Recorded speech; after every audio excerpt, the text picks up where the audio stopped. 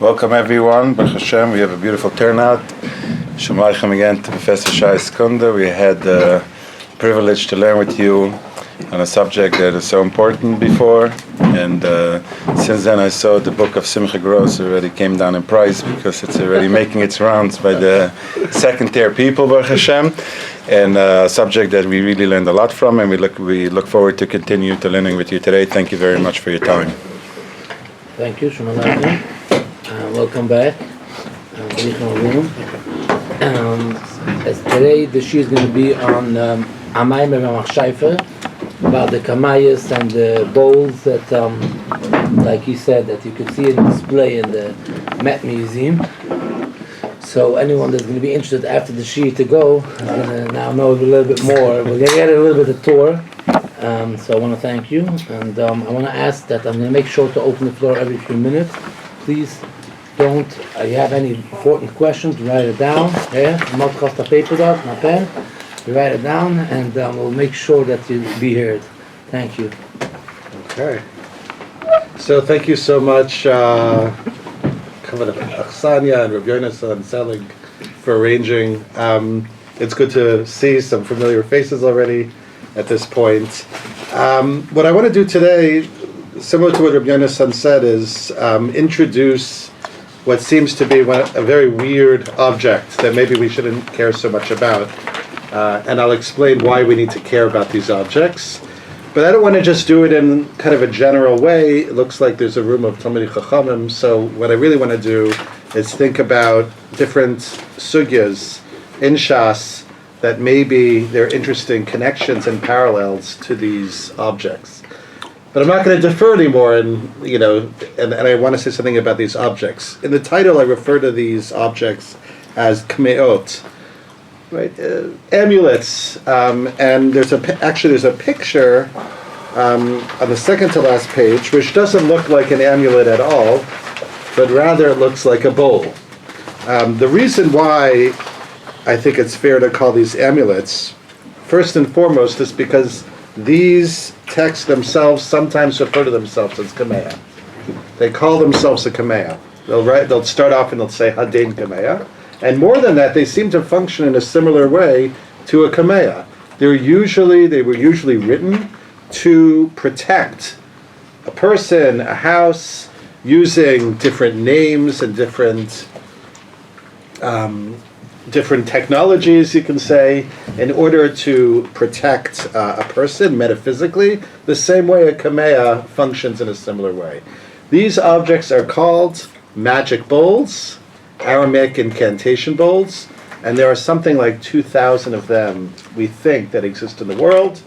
Far less have actually been transcribed and translated and studied, but most of them, and this is why they're so important, most of them were written not only in Aramaic, but in an Aramaic that's basically the same Aramaic to the Aramaic of the Bavli.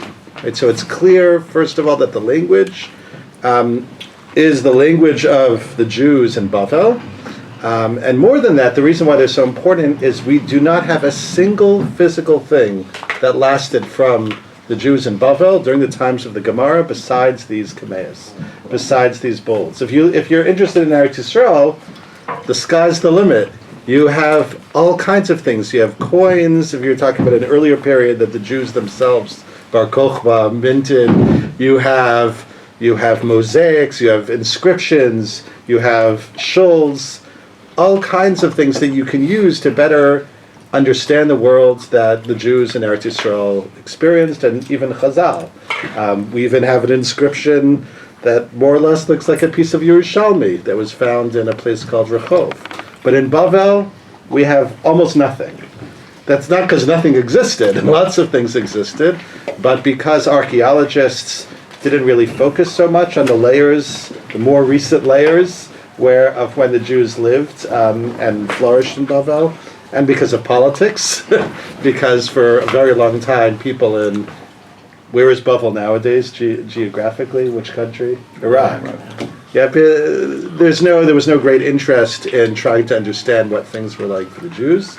So because of that, we do not have a single shul. We don't have a single tombstone, basic pharos, nothing that has been dug up. The only thing that we have are these bowls. The bowls were started to be found only because archaeologists were digging deeper. So when you do archaeology, the lower down you go, the further back in history you reach. And most of the archaeology in Bavel was to reach very, very early stages, thousands and thousands of years ago, because Bavel was this great empire a very, very long time ago. And while they were doing their work, all kinds of things, they almost floated to the surface. These bowls began to show up, and they showed up in a way where they seem to be in the corners of houses. So you'll have, the archaeologists can see the dimensions of a home, and those dimensions in the corners, there were these bowls that they found. The bowls were normally turned over, and the text within the bowls usually starts in the middle and goes out and kind of spools outward from the inside. Spirals outward. Now, most of the bowls, we can tell who they were written for. Just like many kameahs nowadays, it'll say if you get a deluxe kameah, not just something that's, it'll say the name of the person, and not only does it say the name of the person, how is that person identified in the kameah? Their name and what? Their mother's name. So you have, in almost all of these bowls that we found, the first name and also the mother's name, but almost all of them are actually non-Jews. Almost all of the people who ordered the bowls were not Jewish. They have Zoroastrian names, sometimes they have Christian names, and at the same time, we're almost positive that the people who wrote the bowls, the writers of the bowl, were Jews. Now that's already a very interesting thing. It means that people perceived that in society that Jews had this special power, that Jews were unique. Spiritually connected. Some kind of spiritually connected They thing. were the only ones who were literate. So we do have a few others that were not written by Jews. They were written in Syriac, mainly by Christians and by some other groups, but the vast majority were from Jews, and maybe it does have to do with literacy. That's actually a good point. Some of the bowls even, they seem to use little features that show some understanding of halacha. What do I mean? So some of these bowls, what are they trying to do? They're trying to rid the house of bad energy, let's say, bad forces, shadim, all kinds of things. And one of the ways that this was done was through a process that was a kind of, sort of like a divorce. Gerushin. It's not like the Gerushin later, in Tzvas, but it was an attempt to get these koichos to leave. And sometimes the scribes would even do certain techniques that we still do to this day, I believe. I've never seen it get produced. Where certain, but I know from the Sugya and Gittin, certain letters, Shvikin, certain letters, the Nun, Tzrichin, the letters are elongated to show clarity, to make sure. This is something that only could have come from halacha. And it seems that some of the writers of the bowl were familiar enough with halacha that maybe they were writing they were writing Gittin, and they were also writing bowls. But Which cities are they? There's Surah Pumbedisa and Erdo.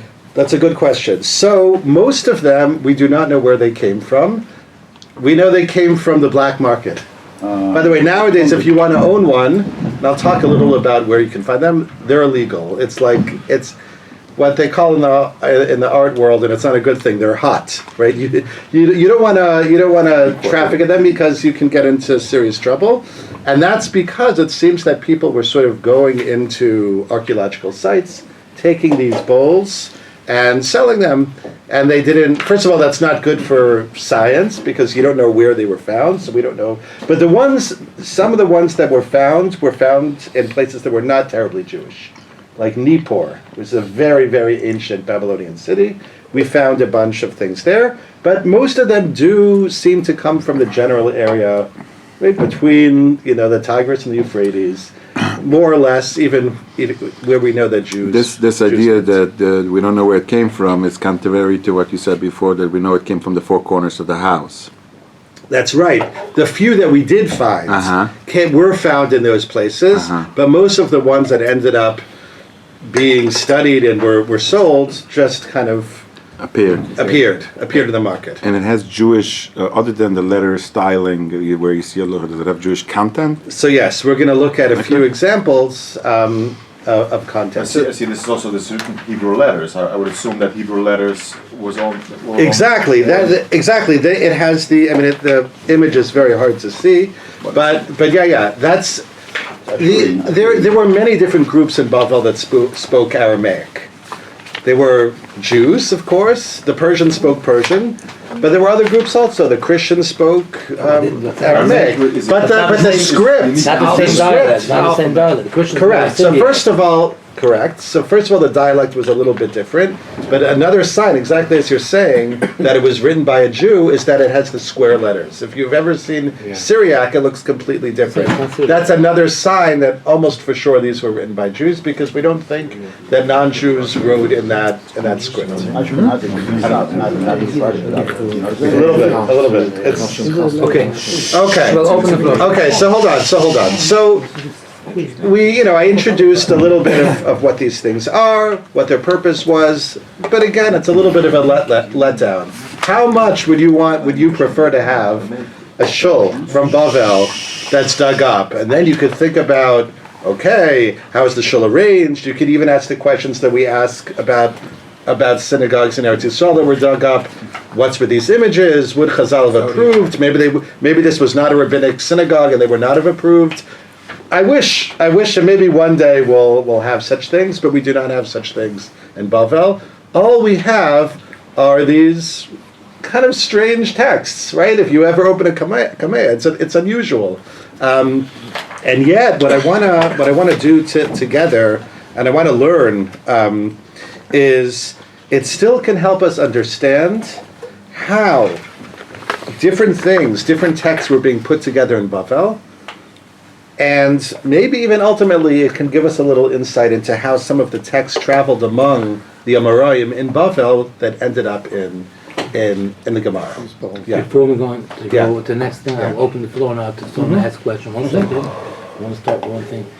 But maybe you want to say Hemshire, so that's what I'm just asking you. You said that most of the texts were not written to Jews, but there is text that we have written to Jews. Yes. Not only written to Jews, we have texts that's written to rabbis. Exactly. Yeah, maybe we're going to get to that. One of my examples. Yeah. In other words, we don't know, but it looks like people that we're going to look at an example soon, where the name is Rav so and so. Ravashi. Yeah, Ravashi. We're going to look at Ravashi. So in other words, again, the name of the person who ordered the bowl. Maybe it's not the same Ravashi, but it probably wasn't, by the way. But Rav. Exactly. We have something like 8 or 9 bowls that were written for people whose before their name it says Rav, and not only that. Some of those bowls seem to be very rabbinic. There's something like a medrash, which we're going to look at, that shows up in. He talks about it. Yeah, he has a great article. I could send it to the group if people want to read it. Do we know? So one second. Okay, so good question about dating. I should have said something about that. How do we know when they're dated? So again, a few of them, but not many. We did find, and you can tell based on the layer. Something between the 5th and the 7th century CE. So again, the end of the period of the Gemara. And there is one bowl that's very interesting that looks like it names a Savora, one of the Savoraim that shows up in Igeris of Shrirgon. It doesn't name him as someone who ordered the bowl, but it refers to the fact that he had davened for rain and performed a miracle, and the bowl says the same way that Rav Chanilai had davened and this miracle occurred, so too these people should be protected. That also tells us that we're in the period either at the end of when the Gemara was put together, a little bit after, because that name is a name of the Sivaraim, and that we haven't dated them using. I mean, carbon dating doesn't really work when it comes to stone. Clay. I mean, these are clay bowls. Pure clay. But more or less between the 5th and the 7th century is when we think they were made. Someone else wants to ask you?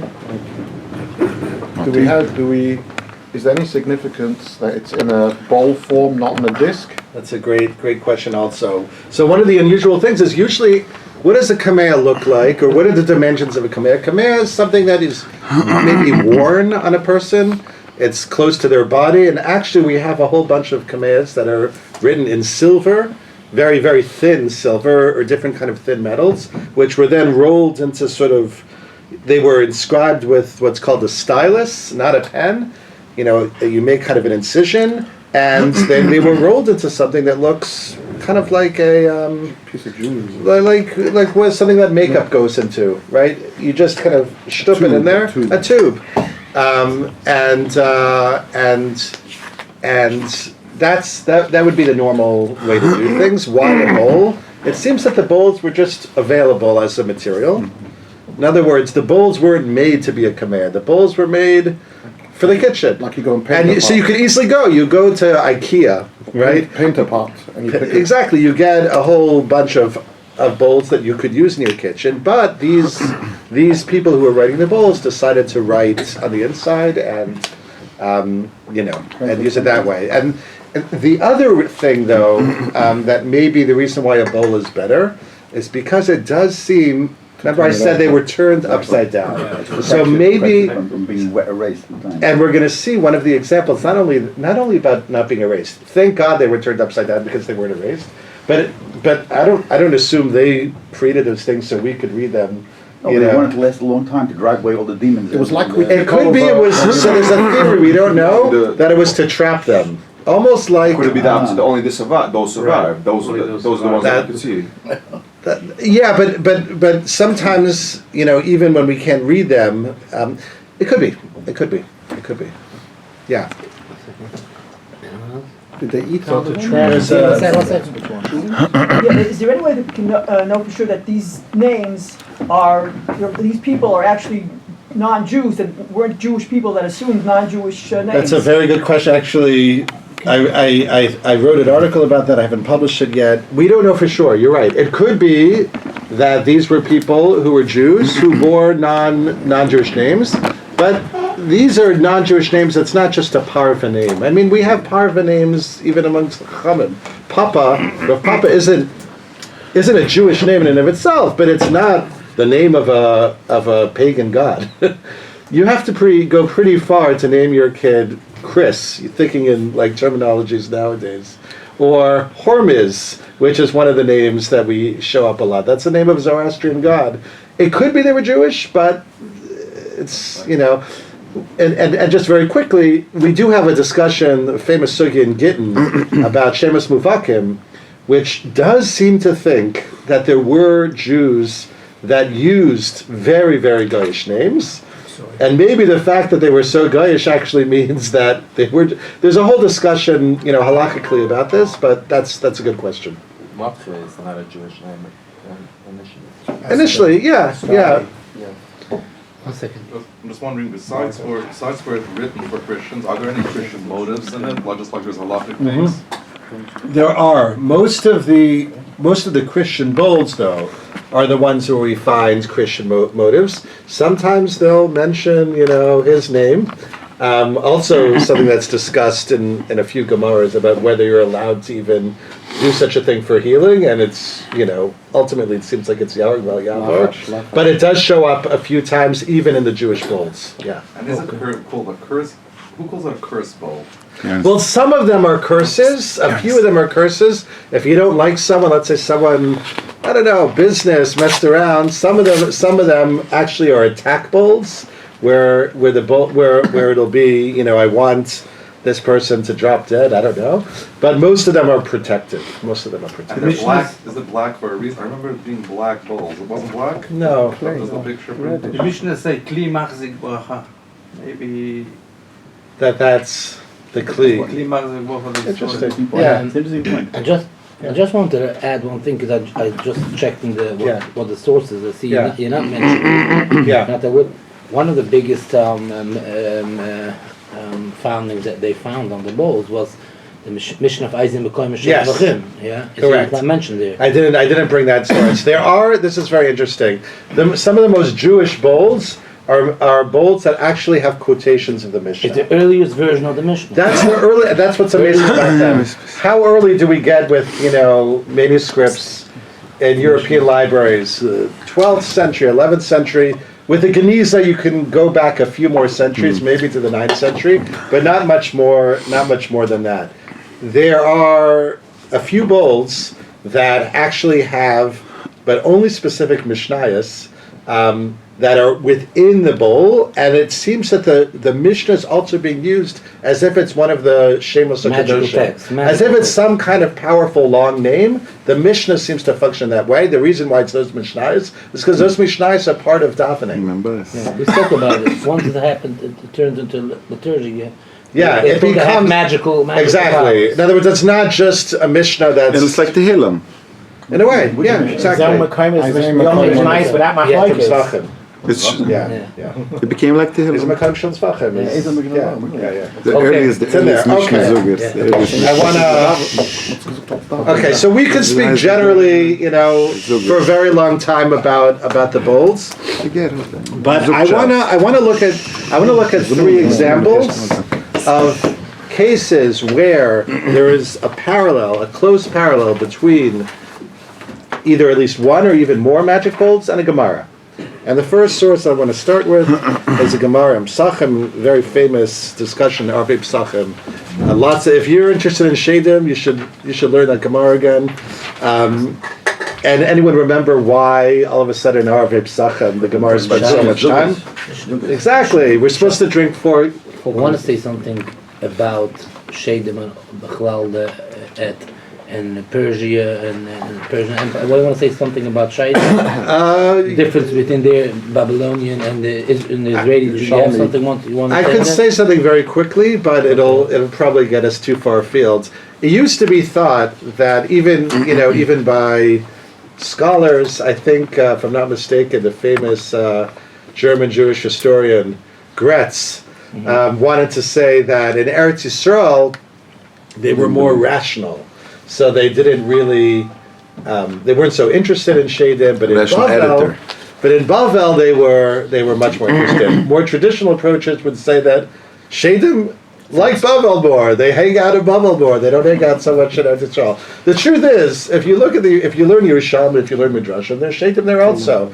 Yerushalmi just doesn't include as much material about all kinds of things, so there's no reason really to think that these are complete. That in Eretz Yisrael they didn't think about Shadim. However, the Shadim in Bavel are interesting because in some ways they seem to be connected to Zoroastrianism, which we spoke about last time. For the Zoroastrians, remember we talked about they saw the world in black and white, and not only in black and white, they felt that the good God had his angels and the bad God had his demons. So it was theologically very deep within the religion. Some people think that maybe in an environment where there was so much thinking about good and evil including angels on one side and demons on the other, maybe that's why we have more and more, but I'm skeptical. I think the truth is that most of the Shadim, the names that we have are not Persian names. Sometimes they're even Jewish names, like Yosef. Yosef Sheda, exactly. He shows up in one of the bowls also. Yeah. So there's a lot to talk about, and maybe in another occasion, but I want to have an opportunity to look at this. So let's look at this Gemara. In that Gemara, Amar Ameimar, Amrli Reishaihu, we don't know what that word is exactly, Dinashim Kashvanios. So the chief of the sorceresses, of the witches, told me the following thing. Hi man de paga benashim kashvanios ne'ma'achi. Whoever meets, witches should say the following. Chari b'dekuli bazin lepumaichi charshayasa den nashi. And then karchaichi parch parchaichi ibdor tavlunaichi afrche zik lamarika charata dinakatisu adechanani v'chanan la'asas legav hashad asas legav karchani v'chanan.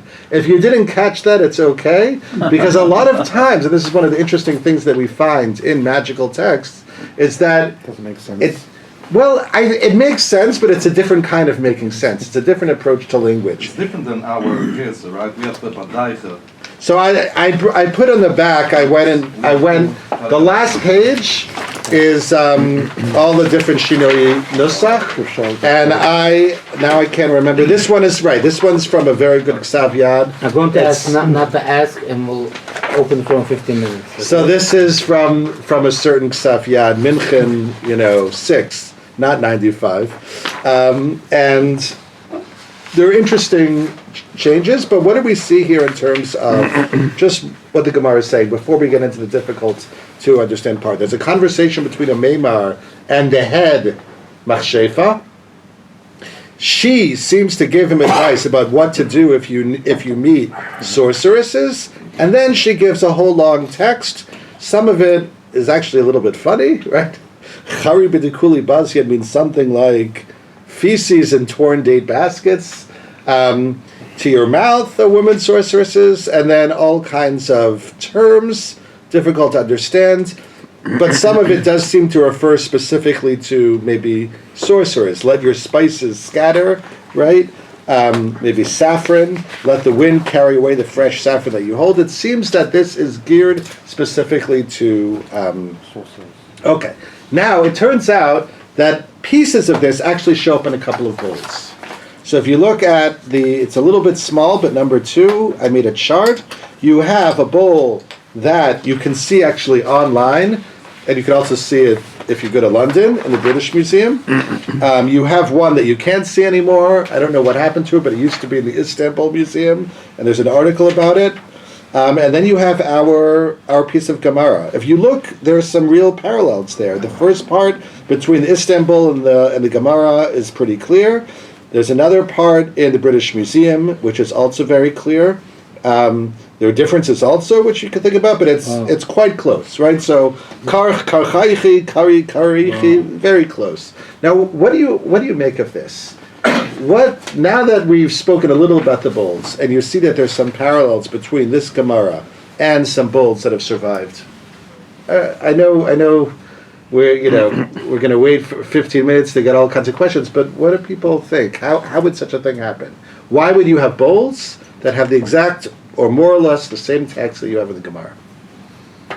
They were selling chamsas, I don't know. This was a lachash. This was the business. Exactly. So in other words, these things... Sorry? I talked in Spanish about it, and then I used it in practice. What do you mean? A mimer is telling of There was a business to sell folk commands. language. He said, So even more, it's not like exactly. Mesmedish is a source. The source is a street. It's a street. Amile Imma, yeah. It's not. I don't know if it's Mesmedish. No, it isn't. Definitely not. Talk, yeah.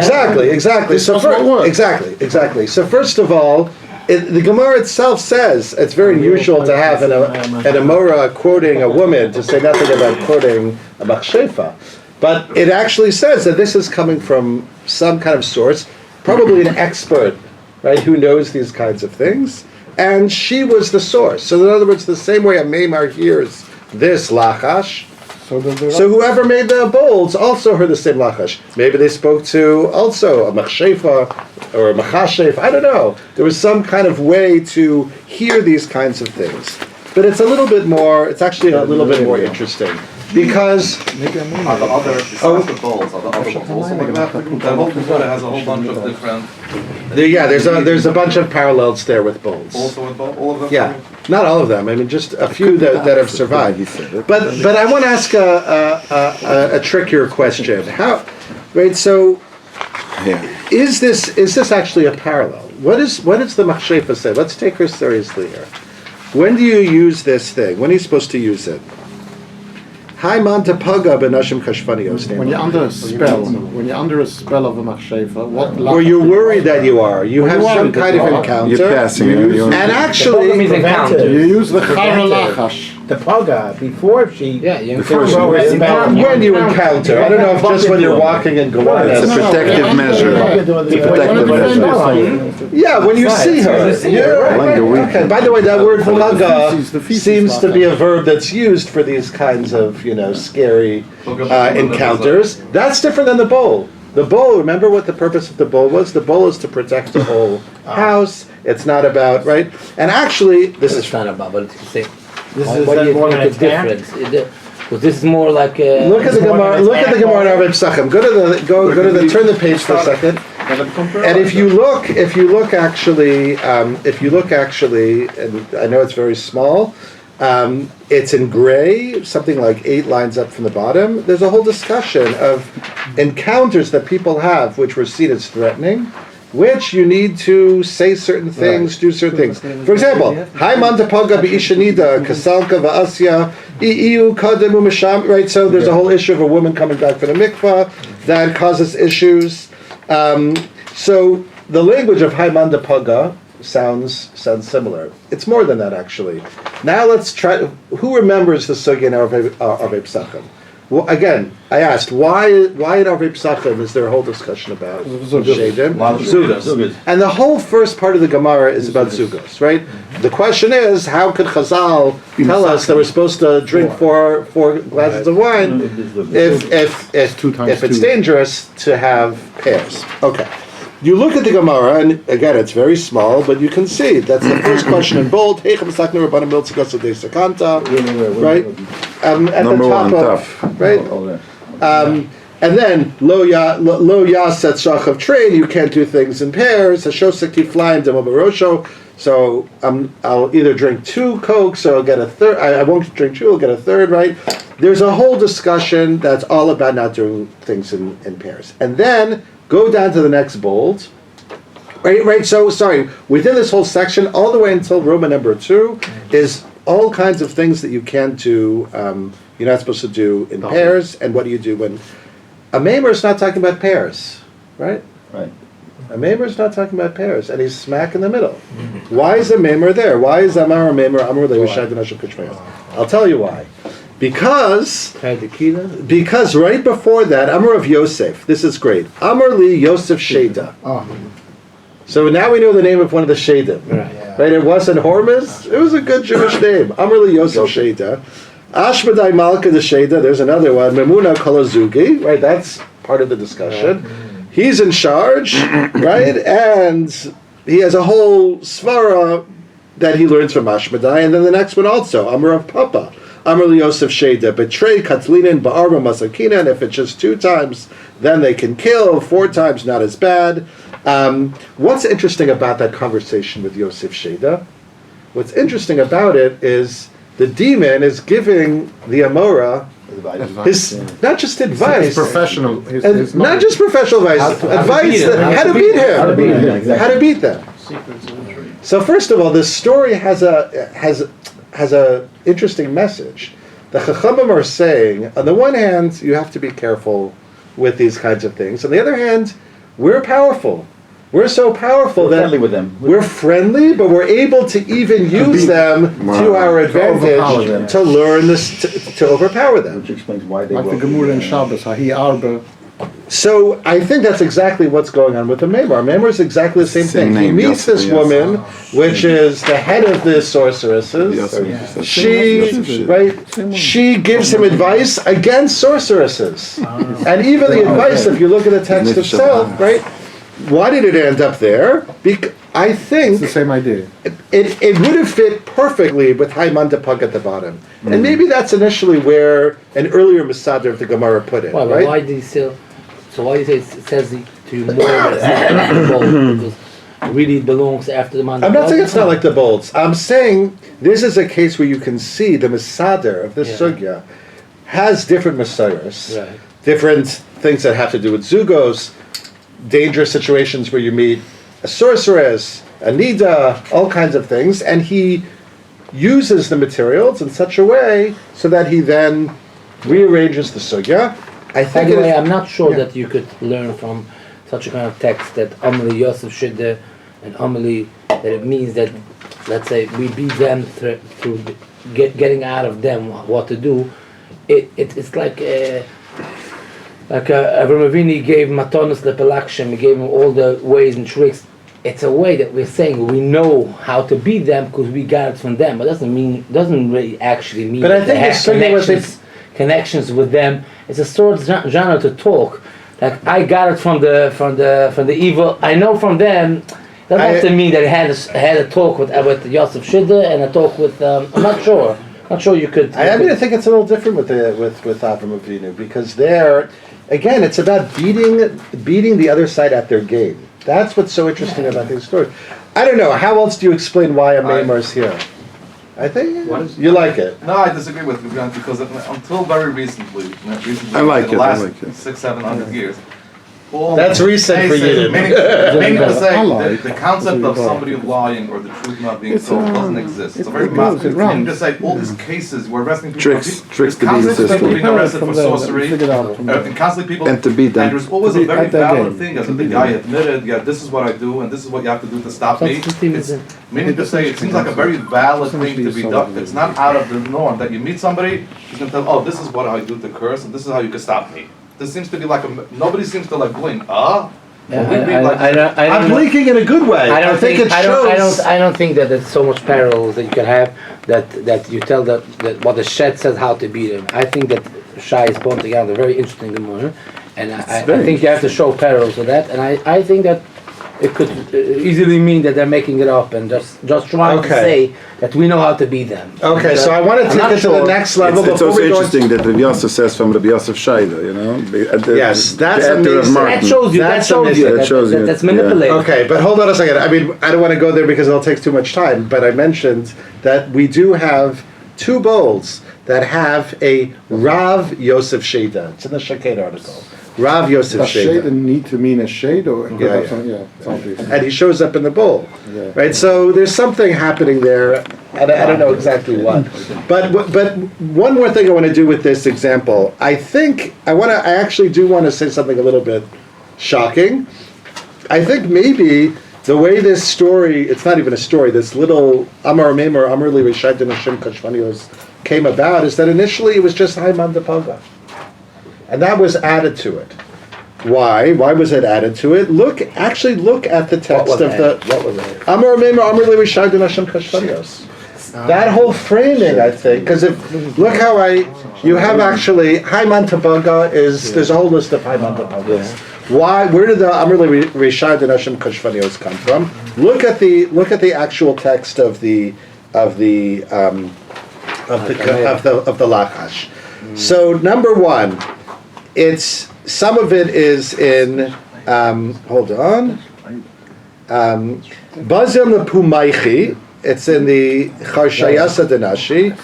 And then, I don't know exactly what it means, but at the end, Adachanani v'chanan la'asis l'gav, Hashad la'asis l'gav v'chani v'chanan. So there seems to be, there's some kind of conversation within the Lachash itself between someone who's trying to curse these people. They are in the feminine, right? They're basically sorceresses, and sometimes it goes to the singular. So I have a feeling that maybe the Kameh itself, the Lachash itself, inspired the story that framed it. In other words, it's not Amar Meimer Amar Levi Shai Nashim Kashvanios. That's not necessarily how it happened. The Gemara has all kinds of Lachashes that show up in the Gemara. That story sort of was generated from the Lachash itself. Okay, it's a little bit maybe too complicated and too wild. Let's go to a second example that will be a little bit easier. And maybe we'll see what we do with it. Okay. So Rabbi Yonasan initially for today wanted me to do something for Purim. I told him the truth is the last time I was here I spoke a little about Purim, and we know that when Purim's coming, Pesach's coming. Okay. So that's my intro to the second example. So number 5. How does Magid begin? What's the beginning of Magid? Oh. Halach Ma'anya, and how does Halach Ma'anya end, that paragraph? Kol Dichvin Yesevi Echol. Everyone who's hungry, come and eat. You've heard, since you were little kids, all kinds of Torahs, what's going on, we're already here, no one's hungry, or we are hungry because the Seder is taking so long. This is a question that already the Goinim were trying to figure out, what's going on with that section. What I want to show is that language shows up in a few places, and also shows up in an incantation bowl. Look at this Gemara in Tanis. Amalei Rav Rafam Bar Papa Leiman Lan Mar Mehani Milim Yasa Daviavid Rafuna. So they're talking about different special things that Rafuna did. Amalei Biankise La Dachirna Besivuse Dechirna. I wasn't, he's younger. So I didn't know him when he was younger, but I did know him when he was older, and I'm going to tell you some good things about him. Here's one of them. Whenever he would make a sandwich, right, he would open the door. Amr called it whoever's in need should come and eat. Okay? So the first thing seems to show that he's a very generous person. He wouldn't just sit down and eat himself. Anytime that he ate, right, he would open the door and say whoever wants to come in should eat. Ika da Amri, Milsa de Shivsa Havikadamer. There's a big question what this is, and I have a suggestion of what it is. He said it was a milsa. By the way, milsa, what does milsa mean? Mama, a thing. A thing. Sometimes it's even literally lachash. Exactly. Sometimes it's literally not always. Sometimes it's just a milsa. Shivsa, there's a whole discussion. Rashi, Rabbeinu Chanel, they don't know exactly. Milsa is Rosh Hashanah. Shivsa. That's nice. Oh, wow. So Shivsa shows up also in the incantation bowls. It's one of the things that they try to battle against. And Havi Gamer, I'm not sure if it means when he would complete. We don't ever have the word, Gamar sometimes, Gomer Masahalel in Hebrew, right? In Rabbinic Hebrew, what does that mean, Gomer Masahalel? Complete. No? Maybe complete, but maybe actually to recite. So if you look at the Tosefta, right? Just exactly, to recite. So it could be when he was saying, this is my suggestion, it goes a little bit different from the Rishonim, when he would say something, a milsa de shivsa would be an incantation having to do with shivsa. This is what he would do. Havamanich leikusa de maya, he would put out a jug of water, he would hang it at the threshold. V'amar kol ma tzrich le'el v'leisei. He would say whoever needs should come in and should come in and have.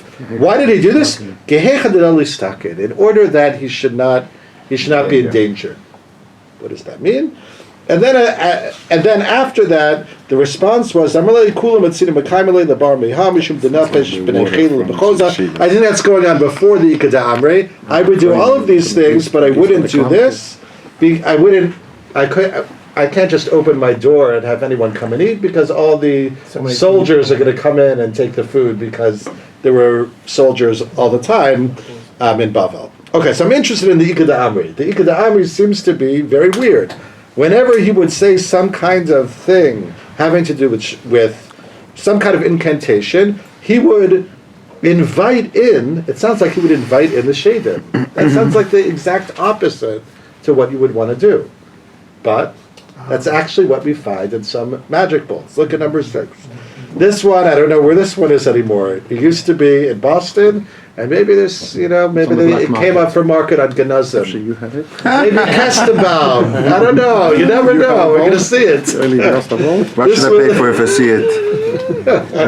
But I'm so grateful for that because the catalogs are unbelievable.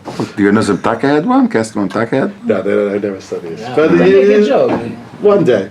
Are you ready to Maybe the carrot. to bid? He's getting ready. Okay, look at this one. This, by the way, this comes from, it was for someone whose name was Min Malka, a woman named Min Malka. This is what the bold says. Why have you come here, wicked spells and overturning mysteries? Im kafenisun, if you're hungry, ul echol, come in and eat. Im sachasun, if you're thirsty, ul, come in and drink.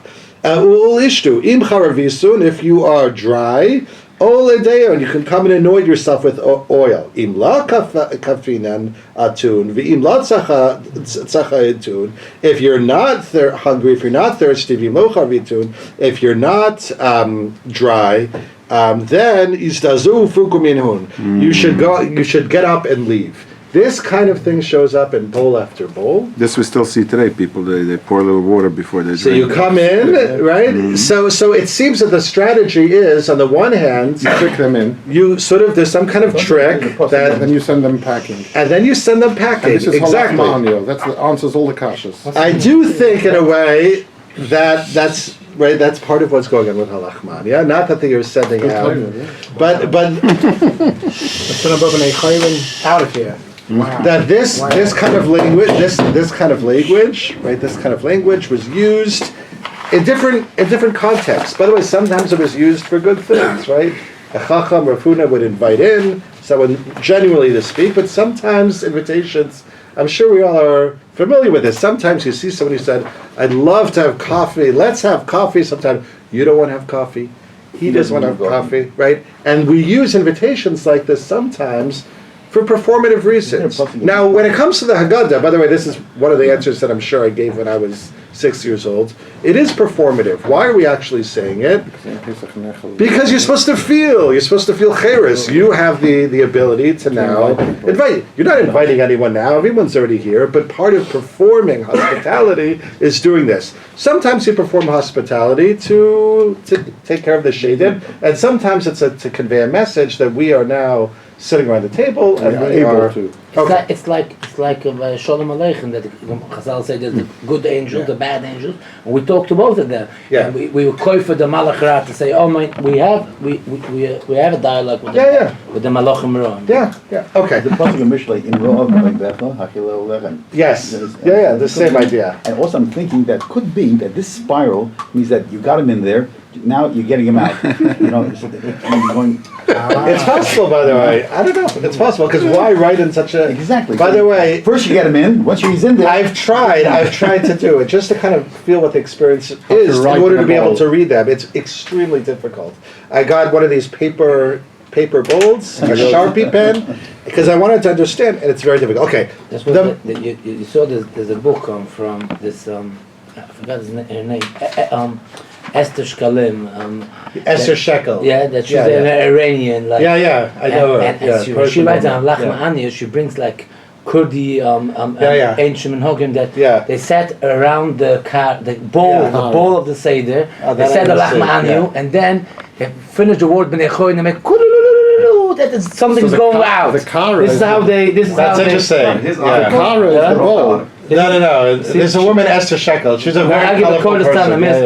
גברים מצטופפים בישיבה סביב קרת השדה, אוחזים בידיהם, וכשגיל בני חורים, הגברים מניפים את הקרה מעלה, והנשים ישבו לצלת כולו, זה מאוד נראה כי איזה גירוש של הזה. So, Yitachen, we don't really need the kara. We can bring everything as we need it from the kitchen. Maybe that was the centerpiece. It could be. Around it. Okay, the third example is my favorite one, and that I want to really enjoy. Okay, this is a bowl. We mentioned before some of the bowls were written for people with the name Rav before their name. One of them is this bowl. I didn't bring the whole thing, but it's in this article by Shul Shaked, which it used to be, people who've been to Eretz Yisrael know one of the nicest streets in Yerushalayim is King David Street. There's a great shop that used to sell incantation bowls. Which is at the corner. It says Tarshish on top. It's one of these antiquities stores. And this bowl used to be there. I actually remember seeing it, and then someone bought it. And we don't know where it is. But before it was sold, we got an inscription. And when it was inscribed, Shul Shaked, I was a young student then, showed me, and he said, "What do you think of this? It's very interesting." And we read it together, and look at this text. Dehu el ilah, dehu tsar, it's spelled in a weird way, but imagine that there's no I in there. Dehu tsar ubra b'maya de'itisa. He created a fetus within the womb of a woman. V'yoivla chalali nikvin v'gidin v'garmin ubisra malay bach. It's hard to read that word. Dama.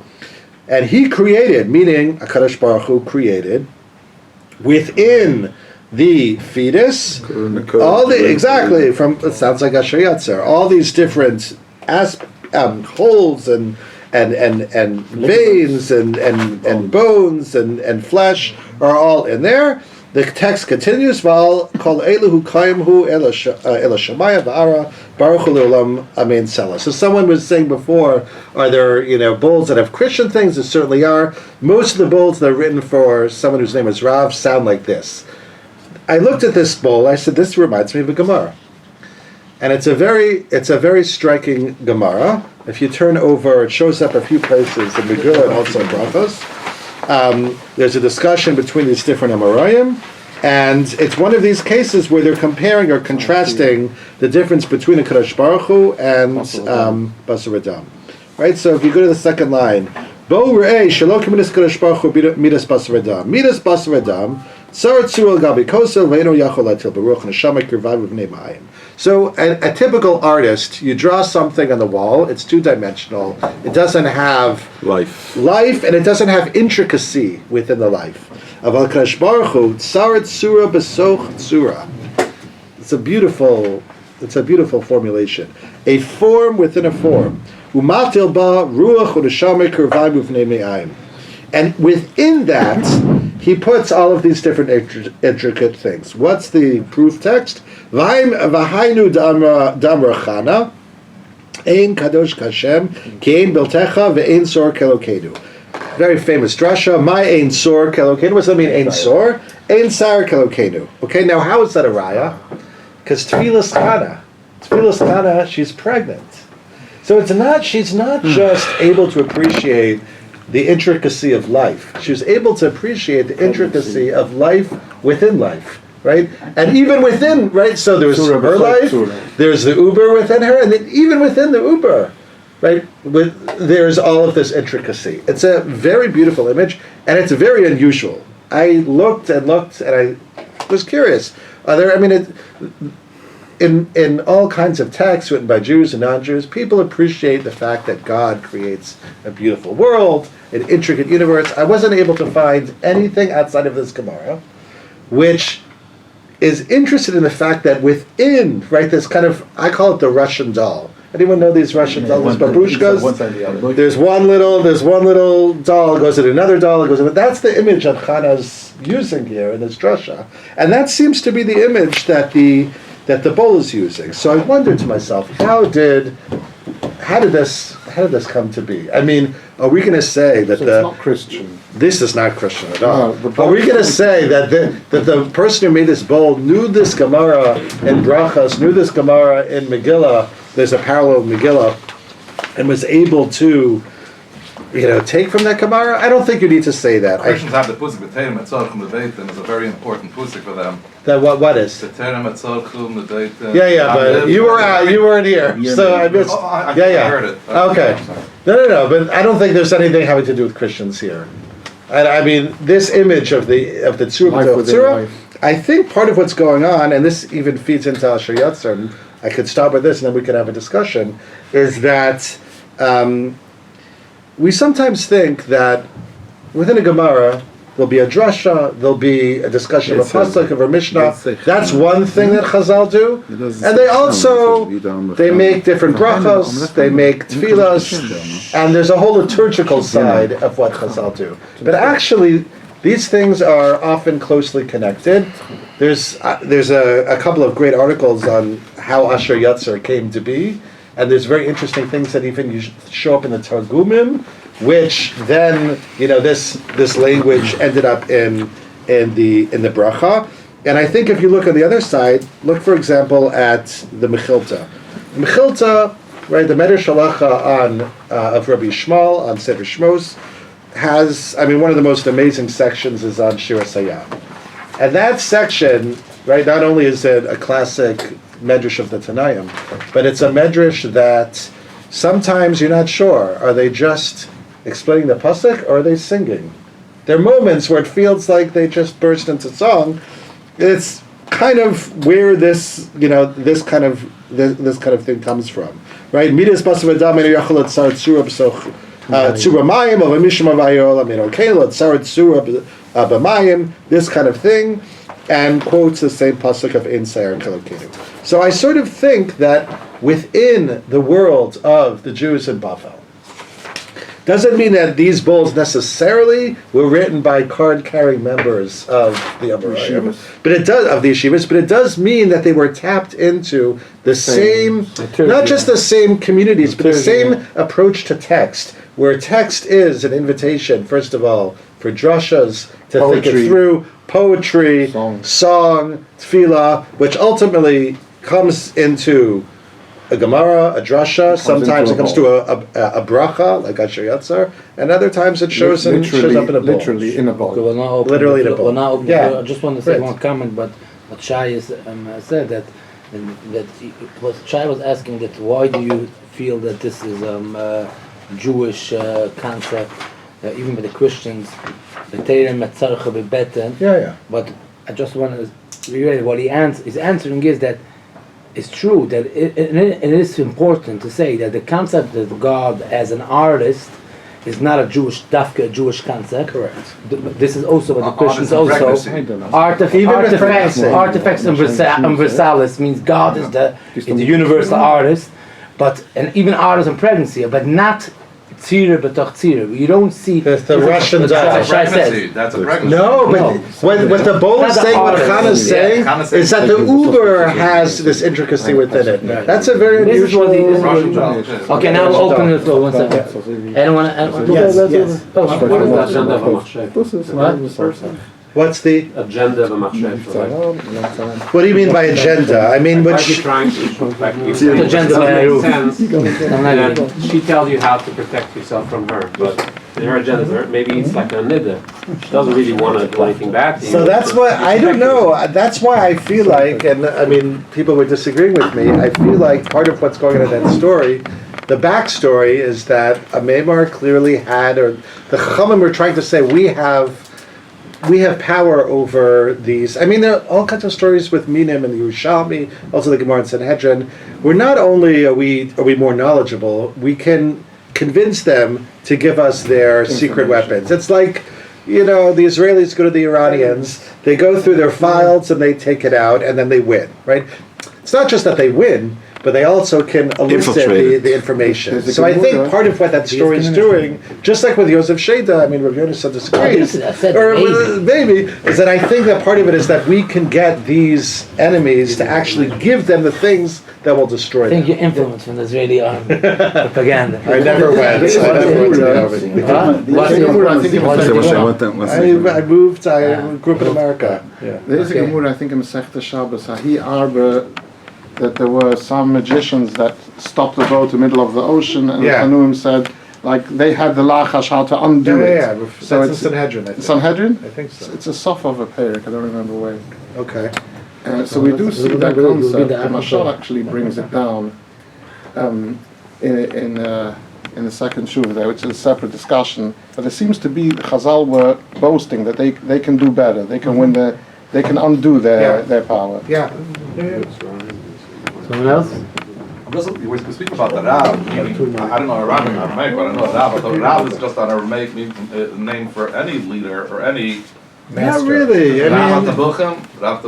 Yeah, what's Rav Tabuchim? You see any non-Jewish text From the times of the Gemara, I mean, this is a big question.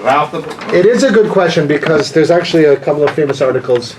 Again, in Eretz Yisrael, where we have archaeological, and in Beit Shan, right? We have all of these tombstones that there it's mainly Rebbe. It works with being Eretz Yisrael, right? And there was a whole debate among scholars: does that mean they're just some kind of leader, or were they actually? And it does seem that they were connected to the rabbinic movement. They were Talmid Chachamim. Once you get to late antiquity, that word seems to be. We have other like Mar. Mar is used for just officials, Jewish officials. Rav doesn't seem to be used, so flippantly. Anyone else? Okay. The Gemara and Tanas, they used to say the lachash that come and eat. Maybe that's the reason why they use the bowl, like to symbolize the. So that's a good idea. The problem is, and again, I'm happy that they didn't use the bowls this way. That there's no evidence that they actually put water in. They didn't put anything in, but to symbolize food. That's very interesting. And also that is very interesting. That Yosef should do it. Maybe the way to learn the story is that we have like a spy, like somebody in the kingdom. That is one of our people that gives us out all the trade secrets. It could be. That's why it's Rav. Like Ashmalel. The expression "mahapach kad al piyu." Yeah. What's that?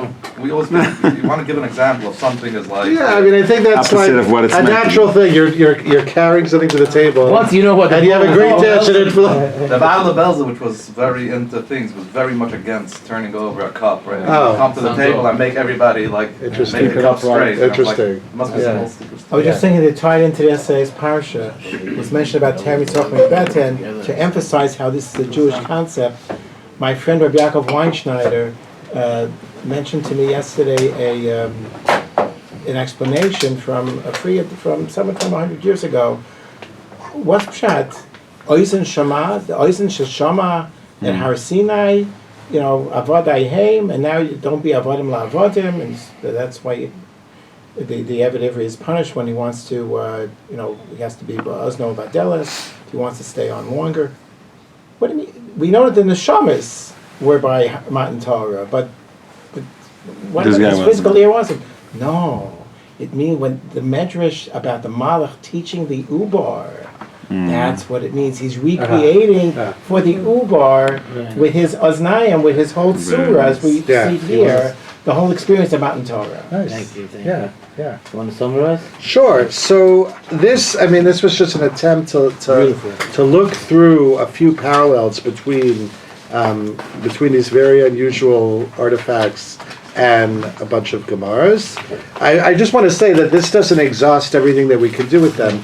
One of the things that we can do... Still need something to come back. Yeah, we should come back, but one of the things that we can do is, first of all, better understand Aramaic. One of the issues that we have, certainly if you look at the Tfus, all kinds of things happen to the Nusach over the years, but even if you look at Kisvei Yad from the Middle Ages, things could have changed in as people are copying. Here you have a window into maybe even the way things sounded. Remember the weird spelling of Tsarat Surah? Now, that shows on the one hand that maybe he was little bit of an Amaretz, the person who wrote that bowl. But on the other hand, it shows that he was trying to sound out. I mean, it's not like the ayin in Yiddish. I don't know what he was trying to do. But you can get a sense of how the text sounded orally because some of them didn't know the spelling, and they just copied what they heard. So we said, we also see that in the Gemara there doesn't appear this concept of bowl, so it fits into the chronology that it was a later developed tool. It could be. It's true. It is a question why the Gemara never explicitly because talks he about says a bowl. the later ones. Yeah, either it could be it does talk about bowls, because every time it talks about a lachash or kameah, it doesn't say what you're writing it down on. It could be it's obvious. Where does it say? Doesn't it say that a shed is by the Oznayim from a bowl, that they hang out by the handle? It's not that. It's the roof. What's it called? The marzev. Doesn't say in real the gutter. That's where they hang out, and that shows up also in the bowls. I don't think it says by the side. Anyway, it's always a pleasure. Thank you for joining me. Thank you so much.